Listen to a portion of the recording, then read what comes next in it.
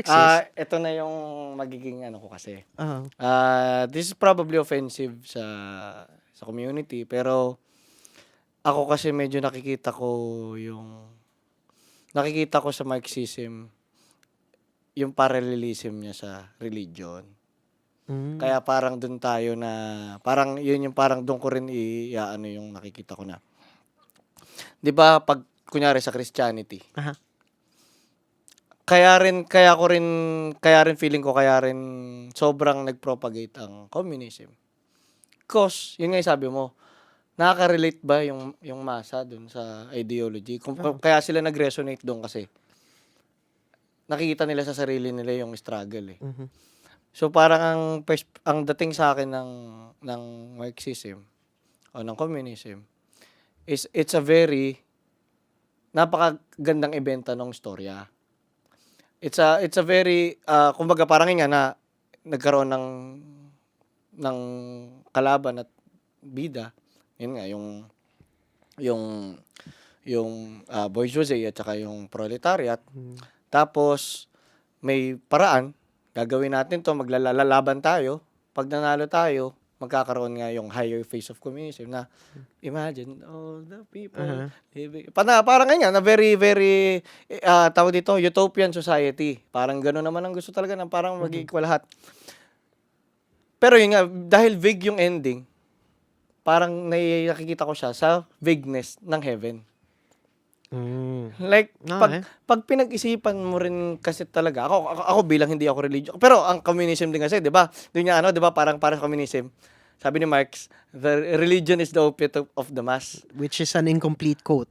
Madalas na ano nga ba? Parang hindi, ang sinasabi doon ni Marx na parang religion is the opium of the masses, pero it's also a reflection of real suffering. Totoo. Parang point niya, opiate siya, pero yun, parang sinasabi mo na, ano kasi siya Sai siya ng oppressed. Sai siya ng yun. yung So point parang, kaya ako nakikita yung parallelism nila kasi, kung titignan mo ako hindi rin kasi ako theist eh. Kumbaga, agnostic ako. Pero, I mean, I have my own spirituality. Pero, parang ang nakikita ko dun is, kung bakit din sobrang kumalat and sumikat yung Christianity. Kasi si Jesus Christ, ano ba dati nun? Kahit yung Old Bible pa dati. Karpentero. Sino ang kalaban? Nung before pa si Jesus Christ, Jewish versus Egyptians. Kaya Jewish versus Philistines. Tapos nung Israelites, the Jews versus the Roman Empire. Tapos so parang may labanan. Tapos yun nga, si Jesus Christ, dati ang mga mandate of heaven paghari, yun nga, mga hari, mga prinsipe, bigla lumabas si Jesus Christ, hari siya, pero working class ako. Karpentero ako. Tapos, ang kailangan natin, 'di ba? Tapos yun nga, yung medyo vinilify nga ni yung mas posible pang makarating sa langit ang mahirap. Kaysa sa yung mayaman.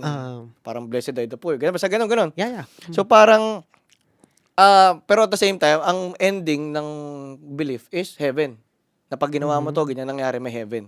Pero ako iniisip ko rin ba, yung konsepto na heaven na lahat masaya, lahat okay, lahat pag inisip ko siya philosophically, ano nga ba ibig sabihin ng masaya lahat? And may meaning ba yung saya kung hindi ako nag-struggle? May meaning ba yung kung wala? So parang yung concept ng heaven, it's a very andali niyang ibenta kasi lahat tayo gusto natin yun. Yeah. So kaya ako siya nakitaan ng parallelism sa Marxism. Kasi nga, ang Marxism din ganun. Merong kalaban, merong bida. So, proletariat versus At the same time, yung majority versus minority. And majority are the working classes. So parang malaki ang power ng working class kung magsasama-sama naman talaga sila. And it's a very good idea. So ganoon din kay mga Kristiyano ngayon. Na technically kaya rin lumikat ang dati pina-persecute sila. Kaka-persecute sa kanila, mas dumami pa sila ng dumami kasi ganoon naman eh. Lalo mo pinipigilan, mas lumalakas. So, yun nga. Pero babalik na dahil nga kunyari sa Christianity, bakit may Iglesia ni Cristo? Bakit may Katoliko? Bakit may Bakit may Protestant? Ang dami, almost 500 ang denominations ng Christianity. Yeah. And lahat sila sinusubukang i-define ano ba ang tunay na Kristiyano? Paano maging tunay na Kristiyano? Oo. So sa perspective ko rin bilang galing nga rin ako sa Marxism and all, and idol ko. Alam ko si John Lennon, fan siya ng Marxism eh. Yung Imagine talagang pag binasa mo naman yung kanta na Imagine, talagang alam mong communistic yung lyrics eh. Na kaya ko siya nakikita as parang ganun kasi lahat tayo may idea nung ending. Tapos yung method, iba-iba kung paano ba maging tunay na socialist, paano maging tunay na ganyan. So kaya nagkaroon ng Maoist socialism, ng ano. Pero lagi ako nauuwi na, ba't wala pa nagkakatama? Kasi, yun nga, para papasok tayo na, nandun tayo sa scientific, diba sinasabi scientific, pero babalik at babalik, Marxist theory pa rin siya. Theory pa rin. Yeah. So parang it's not the law. Parang hindi siya law of nature na, o parang law of gravity na parang ito na talaga. So parang, babalik at babalik na it's sobrang open for interpretation. So parang ayun nga na kung sa Kristiyano may tanong kung ano ba ang tunay na Kristiyano, sa Marxism parang ganoon din. Ano ba talaga ang tunay na communism? Tapos ganoon din, bawat isang tao, bawat communist leader, bawat isang komunista may kanya-kanyang interpretation para dun sa dapat mangyari sa society.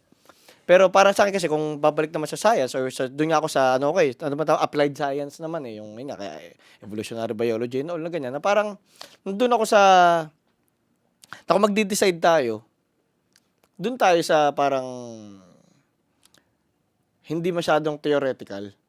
So parang yun nga, yung nakita ko na parang masyadong radical yung solution para doon sa idea of heaven or utopia na binebenta ng Marxism.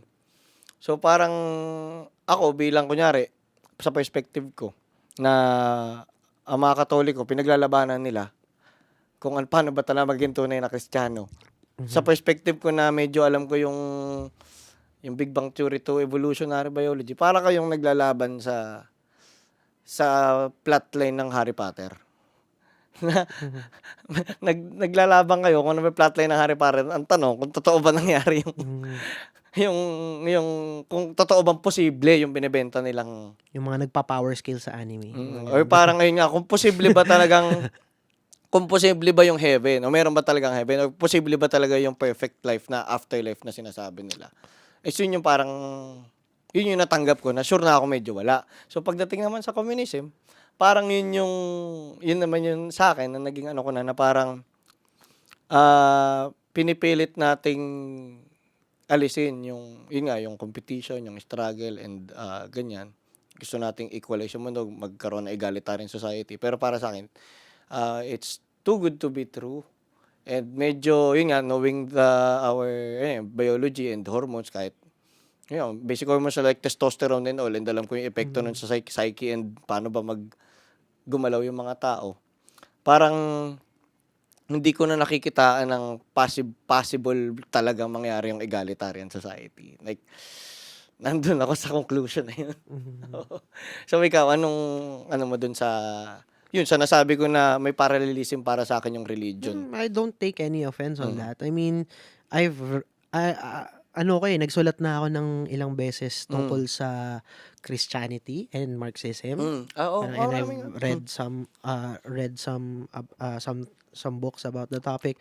Pero ang nagigets ko yung parang pinanggagalingan nung parang parallelism kasi in a way lahat naman ng organization or lahat ng mga institution may ganun kasi same can be said about capitalism. Parang it can also be attributed to religion in a way. Parang ang Diyos mo nga lang ay kapital, growth or the individual, the Ubermensch or whatever you might want to call it. Pero yun, laging may parallelism kasi ang point, lahat ng mga movements na yan nagtatry gawin yung same na bagay. Parang i-direct yung mga tao para gawin itong mga philosophies na to. Parang ganun siya. So, yeah, gets yun. Pero ang ano ko lang din nga, ang pinagkaiba ng, same naman kasi science naman, hindi rin naman sinisigurado ng science na kung ano na yung science ngayon, ito na yung forever science eh.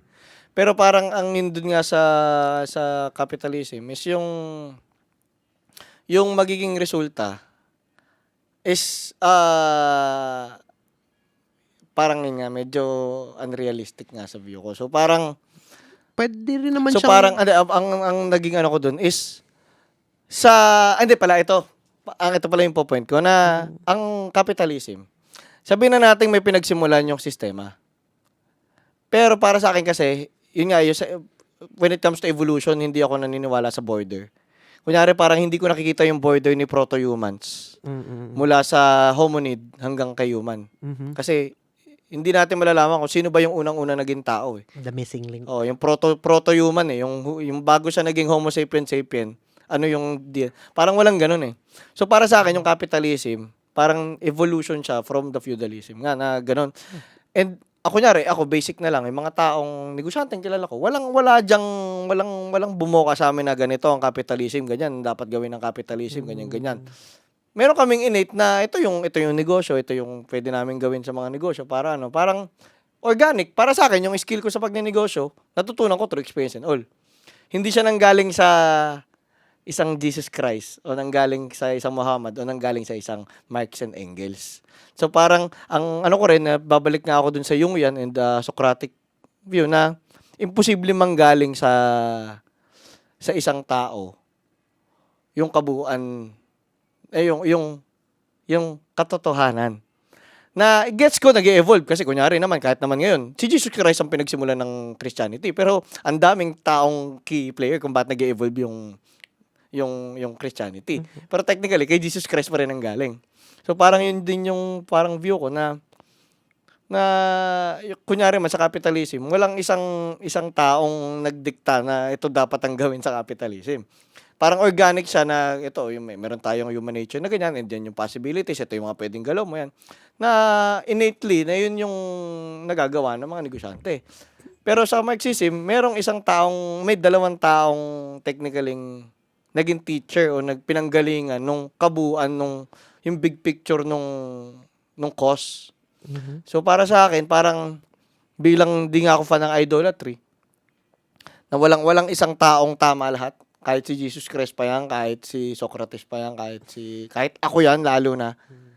So parang hindi ko na posible manggaling lang doon na si Marx and Engels na yung pinaka-wise na tao para makita nila yung dapat mangyari sa society, parang gano'n. And I don't think Marx and Engels would yun nga rin no? Parang, pero wait lang sige, kasi kailangan ko lang linawin yun. Kasi gaya ng sinasabi ko kanina, parang even Marx would say na hindi siya yung end all be all ng idea. No Marxist in their right would say that. Parang ang point, hindi nanggaling ang Marxismo kay Marx. Ito define lang. Yeah, parang siya lang yung, kumbaga parang kung ikaw yung scientist, nakikita mo may phenomenon dyan. Ikaw lang yung nagkataon na naka-observe at nag-theorize nun. Gets. So, same, and capitalism, I would argue, capitalism also happened that way. Kasi you have your Adam Smith. Right now, you have your Milton Friedman. You have your Hayek.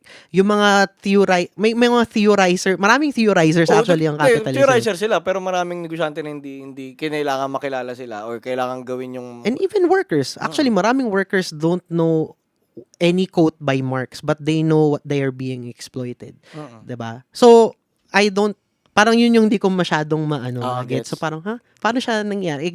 Parang the same can be argued about capitalism din naman. So, ang point ko lang, parang dapat hindi natin i-attribute lang yung Marxism kay Marx at kay Engels. Parang ito ay, kumbaga parang hindi sa kanila lang nanggaling yung idea. They are the articulators of the struggles of the workers. Parang ganun ko siya sasabihin. Same din yung mga intellectuals ng capitalist, like yun, sina Adam Smith. Ina-articulate nila yung idea nung panahon nila. And yes, merong mga negosyante or merong mga tao na pwedeng hindi sila nakabasa ng Adam Smith pero natutunan. Wala, actually, majority ng kilala kong negosyante hindi lang. Pero lumaki sila sa isang lipunan na nag-e-exist yung mga businesses, 'di ba? So, parang ewan ko, parang ganun ko lang siya naiisip. Hindi, pero parang yun nga, na parang, gets ko rin kunyari yung kay Jesus Christ.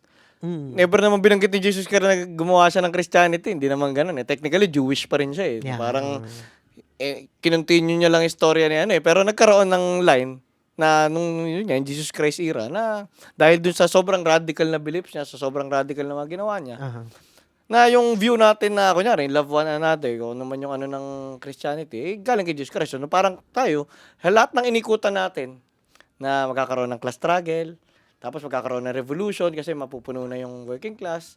And yung kabuuan ng Pinos natin, yun yung concepts na yun, medyo galing talaga kay Marx and like yun yung mismo sinulat nila.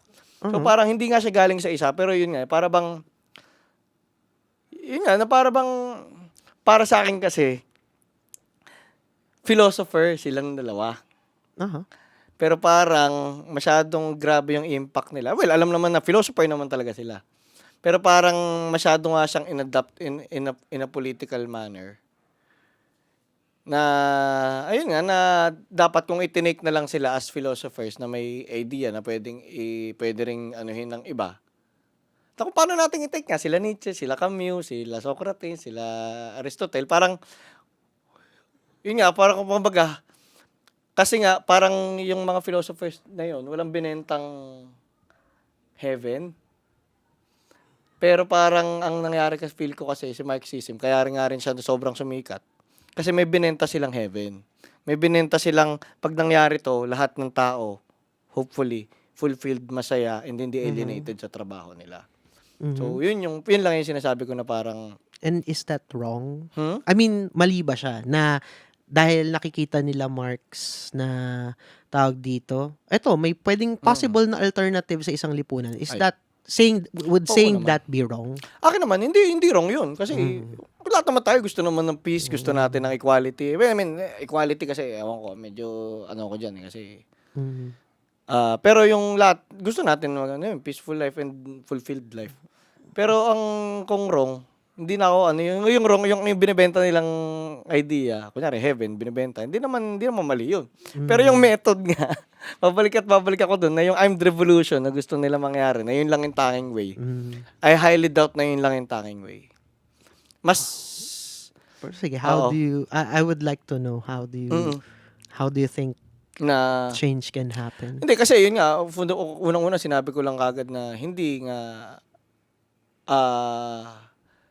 natin masisigurado kung ano ba yung tamang in the future. Kaya nga parang mas ko sa individual, mas ko sa immediate experience eh. So parang ako, kung sa perspective ko bilang negosyante, kung ano ba yung goal ko? Ang goal ko sa buhay na yun nga, yung sa impact ba na ako gusto kong marami ako ideas, ang likot ng utak ko. Dami kong gustong gawin, gusto kong gumawa ng pelikula, gusto kong mag-create ng production company, gusto kong revolutionize yung farming sa Pilipinas. Gusto kong gumawa ng kanta, gusto kong maka-discover ng maraming artist na magagaling na hindi nabibigyan ng paraan. And para sa perspective ko, yun yung gusto kong maging impact, yun yung gusto kong And the only way I can, na para maging posible yun, is magkaroon ako ng wealth and power enough para magkaroon ako ng resources para magawa ko yung ideas na yun. And yung mga ideas na yun, kung titignan mo naman, gusto mong tumulong sa mga musikero, gusto mong mag-revolutionize yung farming dahil nga sobrang behind tayo sa farming, na yun lang yung view ko, and necessary yung systems ng paglaki ng company para mangyari rin yun. Tapos, kung ano naman, kasi ako wala na akong goal sa politics which is important. Pero ako nga, kung ano man yung mag-gain kong power, and ano yung philosophy ko na pinaniniwalaan sa sarili ko, kunyari ako, ano ba yung mga pinagbubuka ko sa mga kaibigan ko na pag meron kayong gustong gawin, may idea kayo, at sa tingin yung posible na mangyari yun, gawin nyo na. And kung makakagawa ka ng paraan para maging financially stable para sa sarili mo, para sa family mo eventually, gumawa ka nang hindi ka nananapak ng iba, wala kang direktang kinos na suffering sa iba, nang alam mong kokos mo yung suffering na yun pag ginawa mo to, na hindi ka nagtatapak ng freedom ng iba. Gawin mo yung best na mo. Yun.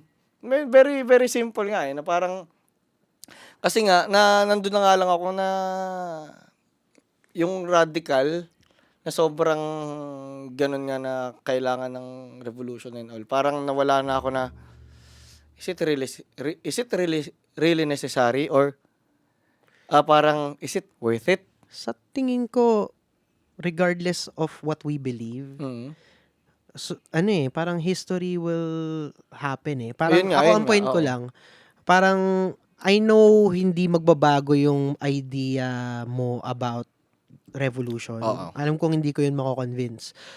Ang point ko lang, parang regardless of what we believe, it's already happening and it will happen. So, whether you stand on the center, on the left, or parang wala. Aabot sa point na mamimili ka talaga eh. When the revolution comes. Pero kunyari nga, when the revolution comes, would you? Yeah. Would you? I will. 100%. No doubt. In my mind. Sa akin, kasi yun nga, bilang nasa futurist, ang gulo nga kasi mahilig ako sa vintage pero sobrang futurist ko eh. Like I'm, yun nga, na dati ang tao, kung bakit tayo nagre-resulta sa wars, bakit tayo nagre-resulta sa lahat ng inequality sa mundo. Dahil nga, nag-evolve pa lang tayo from savages na hayop lang dati, napapunta sa civil. And yun nga, babalik tayo dun sa sinabi ko nga na yung sa Attack on Titans and lahat. Kahit sa Game of Thrones, na never ma-justify ng something evil yung pagsagot sa another evil. So parang babalik ako na feeling ko rin kasi kaka-justify sa revolution. Kasi parang rin eh, sa konsensya ng tao, sa psychology. Pero may study dun eh, na parang, wait lang, sorry. Na may study dun na parang, pag may ginagawa kang mali, the more mo siyang ginagawa, pabawas na panipis yung konsensya mo regarding that. So kung darating sa, kunyari mga army, nadja-justify nila na kung ba't sila pumapatay ng gera nung una. Tapos, ang daming naging hide killer after ng war. Kasi nga, naging sobrang kalyado na nila sa pagpatay.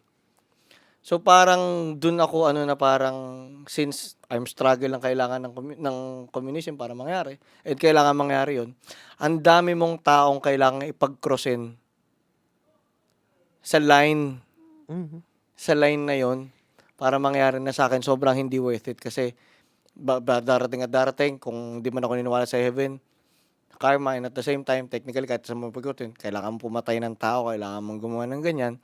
And sa akin, walang ni isang cause na may justify yon. Pera na lang kung pinoprotekta mo yung sarili mo. Pero para sa akin, kung ikaw, isa kang tao, individual ka na may choice ka, it's either punta ako sa revolution, kunyari mahirap ka, anak ka ng farmer, pupunta ako sa revolution, and mag-aaral na lang ako ng tama, tatry kong mag-aral sa negosyo, mag-aaral akong ganyan, iangat ko yung sarili ko, magtayo ako ng negosyo na kunyari, magbebenta ako ng kung ano mang produkto, tapos yung pag kumita ako, yung tatay ko, yung mga tatay ko, it's a harder and better, kumbaga, mas harder na track siya kaysa magre-revolution ako para baguhin to, na dito.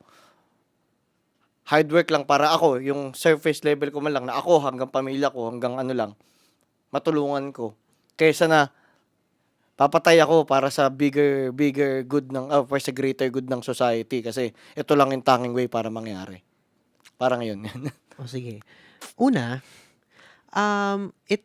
kailangan nating tingnan na, or tanungin, may choice ba in the first place? Meron. Yung mga tao. If you really go to the, yung mga pinakalaylayan ng lipunan, if you really look at their conditions, wala silang choice dun sa, parang, either mananatili silang ganito, parang they don't have the means to study, they don't have the means for this. Some of them might have, pero not all. Again, it's not the norm. Ang point nga ay gawing norm yung may opportunity yung mga tao. Kasi, at yun lang naman yung hinihingi na parang maging norm for us na walang na bubuhay ng gutom. Yun lang naman yung Ayun nga. Pero ayun, parang ayun yung una kong point na parang wala silang choice. They're being literally killed either economically or being killed literally by guns. So, they don't Hindi have... yun sa guns, kung ganun talaga. I mean, kung poprotektahan mo yung sarili mo, syempre. And that's, ganun nga yung nangyayari. Parang, halimbawa, paano yung mga manggagawa ngayon, paano sila lalaban for higher wages? Kung pag nagpipikit sila, dinadahas sila, tatanggalin sila sa trabaho, naglalabi sila pero hindi sila pinapakinggan. Parang, yun kumbaga parang it's not for the lack of trying na parang hindi parang tingin ko paano ba? Yung mga union at yung mga magsasaka, hindi sila humantong sa ganung level ng pagre-revolusyon dahil lang gusto nila. Parang historically, they were made to choose revolution kasi walang way out. They tried lobbying, hindi sila pinapakinggan. They tried protesting, they're being killed. Kasi ang ano ko nga rin dyan, ang tanong ko lang din yan, ba't kasi parang